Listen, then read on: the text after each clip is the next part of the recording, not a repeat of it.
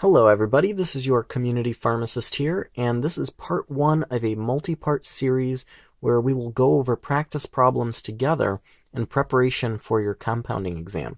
Now today I have 4 problems here for you.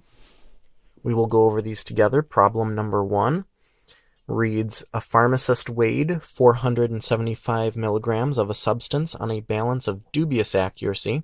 When checked on a balance of high accuracy, the weight was found to be 445 milligrams. Calculate the percentage of error in the first weighing.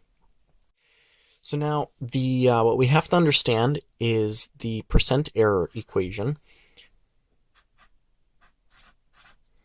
And that is percent error equals accepted minus measured divided by the accepted amount times 100. So here we have the measured amount and the accepted amount. So we'll take 445 milligrams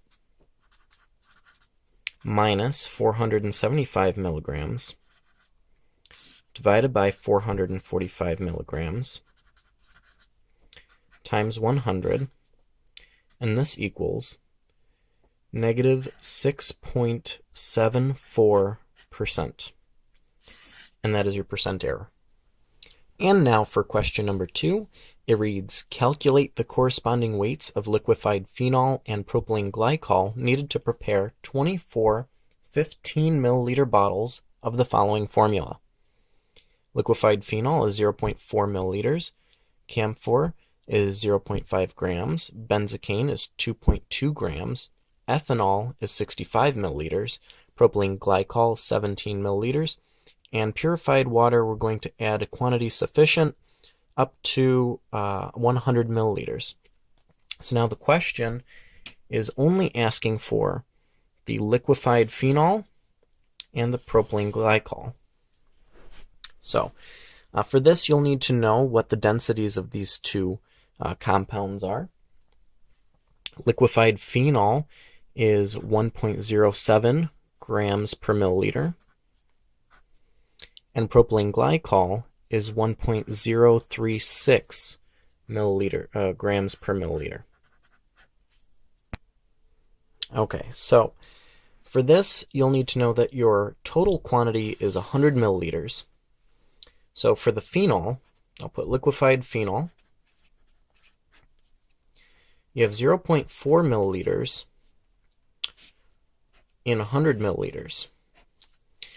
Now, we need to know what the total quantity is going to be. So the total quantity, total volume, is 24 bottles of 15 milliliters. So 24 times 15 milliliters equals 360 milliliters. And that's our total volume. So set that across this, find out what our amount of phenol is in 360 milliliters. Cross multiply. X ends up being 1.44 milliliters of phenol. Multiply that by its density, 1.07 grams per milliliter. And you get 1.54 grams of phenol. Now, for the propylene glycol,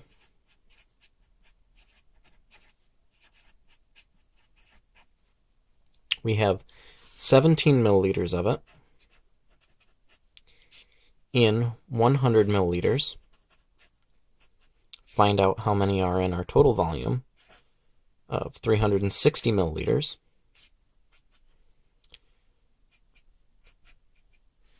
And that is 63.4. And I'm sorry, that is not 63.4. That is 61.2 milliliters.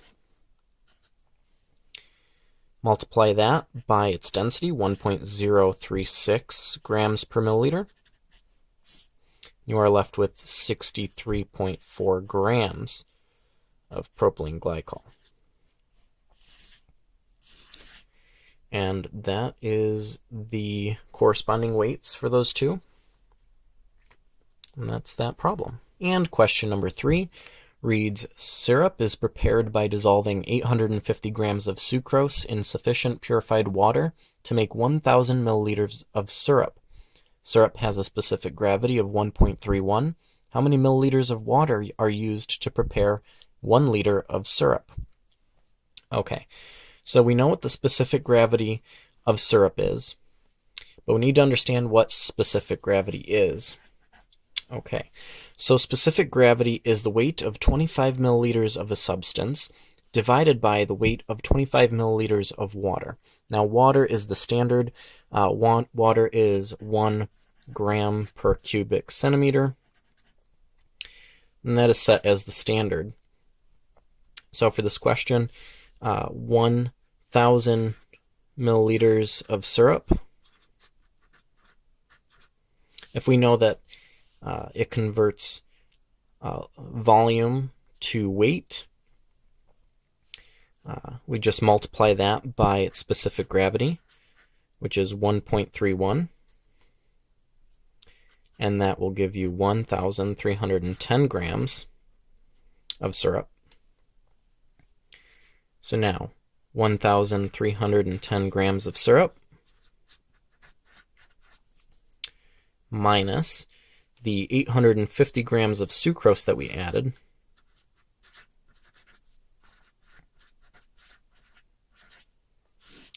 and that gives us 460 grams of water, right? Because we had to add water to sucrose in order to make syrup. We know what the specific gravity is, and we just multiply the volume by specific gravity to get the weight of the syrup, subtract the weight of the sucrose needed to make the syrup, and we're left with the weight of the water.